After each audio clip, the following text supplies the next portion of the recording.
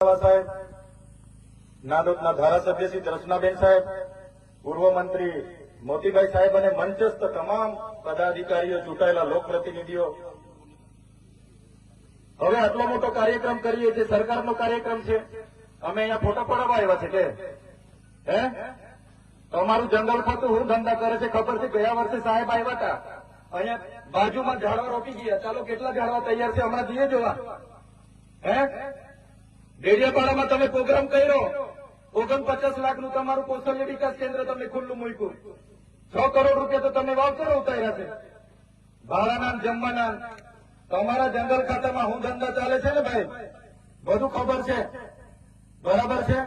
અહીંયા આપણે આ પેડ જેટલા પણ રોકીએ છીએ બધા સચવાવા જોઈએ. ફોરેસ્ટ વિભાગની જવાબદારી છે ભાઈ. વન સમિતિને સાથે રાખીને ગયા વર્ષે તમે મુકેશ પટેલ સાહેબને બોલાવી લાવ્યા, સાહેબે ઉદઘાટન કર્યું. આજે જોવા દઈએ આપણે કેટલા ઝાડવા તૈયાર છે, ત્યાં કેટલા ઝાડવા તમે સાચવ્યા છે.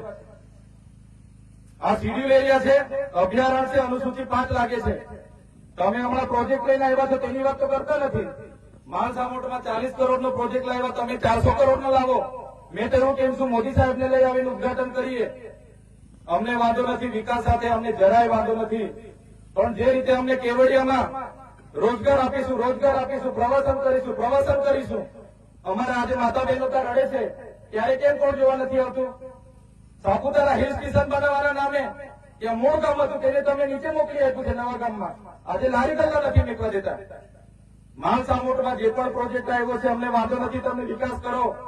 400 કરોડનો પ્રોજેક્ટ લાવો, 40 કરોડનો નહીં 400 નો લાવો, સહમત છે અમે.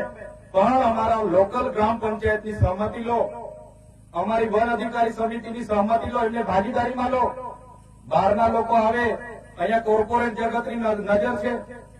302 એકર જમીન માલસામોટમાં હાઉસિંગ સોસાયટીએ લીધી છે ભાઈ. એ એક પણ ઇંચ જમીન અમે આપીશું નહીં. એ સરકાર અહીંયા આર્મી મૂકે ને મૂકી લેજો, લડવા માટે તૈયાર છે અમે. અહીંયા બી તમારો પ્રોજેક્ટ લગાડો, રોજગારી આપો, અમને જરાય વાંધો નથી. પણ કાલે ઉઠીને જમીનો પર અતિક્રમણ થશે, અમારો ખેડી ખાનાર ખેડૂતની જમીન છીનવા છે, તો અમે જંગલ ખાતાને કે કોઈના બાપને અહીંયા ઉભું નહીં રહેવા દઈએ. તમારું જંગલ ખાતું 1927 માં આવ્યું છે. અમારા બાપ દાદાની આ જમીન છે. વચ્ચે મારે તો આરેફ આવ્યો હતો પેલો ભાઈ, મને કે મુકેશ પટેલ સાહેબનો ફોન આવ્યો છે, તમારું ઘર ક્યાં છે મને બતાવો. પૂછી લેજો, આ સાહેબ મનસુખ સાહેબ અમારા ઘરના છે. નીરા ડુંગરીએ, બાવા ડુંગરીએ, ભૂરા ડુંગરીએ કુટુંબનો છું મેં. મારા બાપ દાદાએ 500 એકર જમીન અનામત જંગલ બનાવવા માટે કોલીવાડામાં આપી છે.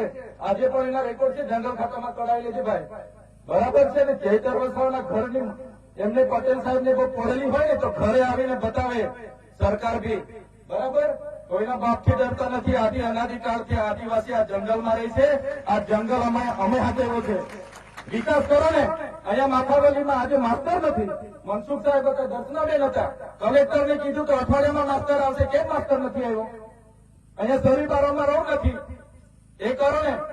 એટલે ફોરેસ્ટ વાળા પોતપોતાની ઘરની એજન્સી રાખીને દર વર્ષે 8-10 કરોડ રૂપિયા ઉતારે છે. ડેડિયાપાડા રેન્જ હોય કે સોડાપાડા રેન્જ, તમે જંગલો બનાવવાના હોય તો બનાવો, તમારું ખાતું બંધ કરી દો, બરાબર છે. એ તમારા ટ્રાઇબલના તમારા બાપના પૈસા નથી.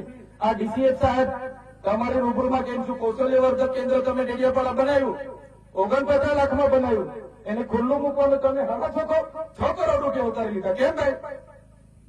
આ તમારી સિસ્ટમ છે. એટલે પ્રોટોકોલ હાચવજો. તમારા મગજમાં કોઈ ધુમાડો હોય ને ભાઈ કાઢી નાખજો, બરાબર છે. એક ઝાડ અહીંયા ઉભું થવું જોઈએ.